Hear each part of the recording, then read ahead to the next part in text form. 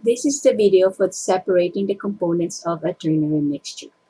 For this experiment, you'll be using a 100 ml graduated cylinder, two 150 ml beakers labeled 1 and 2. You need an evaporating dish, a watch glass,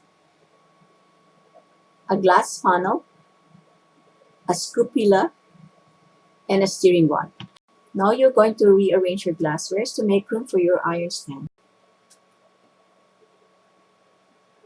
You may also grab your unknown sample vial and 2 filter papers from the reagent cart together with your iron stand and iron ring. Put your iron ring into the iron stand and clamp it well to avoid it from falling while filtering. Fill up a 250 ml beaker with 150 ml of tap water. This will serve as a water bath to dry your samples later. Now to fold your filter paper, fold it in half and make a slight crease. Then fold it in quarters, but leave at least 10 degrees on one side. Make a slight crease again. Now the tip of one corner is torn off to allow a better snug fit in the funnel cone. The twice folded filter paper is open to form a hollow cone and can now be used for your gravity filtration. Now it's time to weigh your sample and the glasswares that you will be using. Before weighing your sample, shake the vial with your unknown mixture to get a uniform blend. Weigh between 2.5 and 3.5 grams of your sample into a pre-weighed beaker 1. Record your weight in your data sheet. Before you start weighing again, make sure that the balance is zeroed in. Start weighing the rest of your glasswares and don't forget to record your weights onto your data sheet.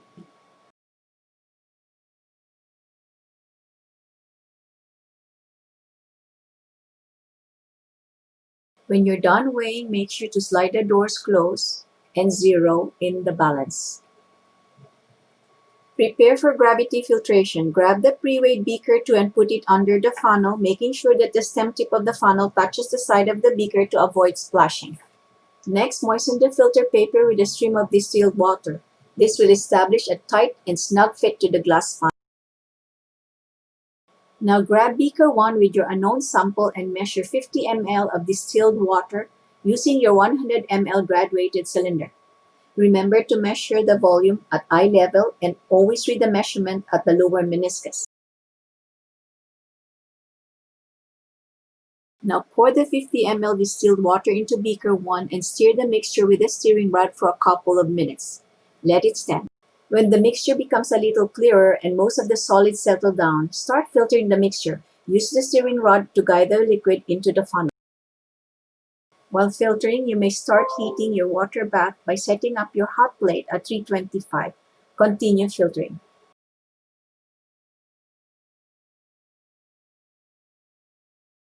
With the stream of distilled water, remove all solids left in the beaker. This will avoid loss of your sample.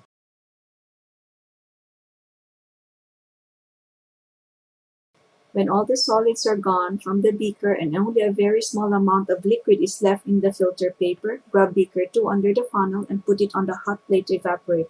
This is your sodium chloride. Remove the filter paper and transfer all the contents into a pre-weighed evaporating dish. With the stream of distilled water, transfer all residues from the filter paper into the evaporating dish to avoid the loss of your sample. When all the residues have been transferred, add slowly 8 ml of 3 molar HCl into the evaporating dish. This will control the evolution of carbon dioxide gas that could cause a loss of silicon dioxide and calcium carbonate. Decant the clear liquid from the evaporating dish into a clean beaker 1, making sure to leave behind the sand. After boiling beaker 1 containing the supernatant liquid, add 15 ml of the potassium carbonate solution. Stir the reaction mixture for 5 minutes and allow to cool.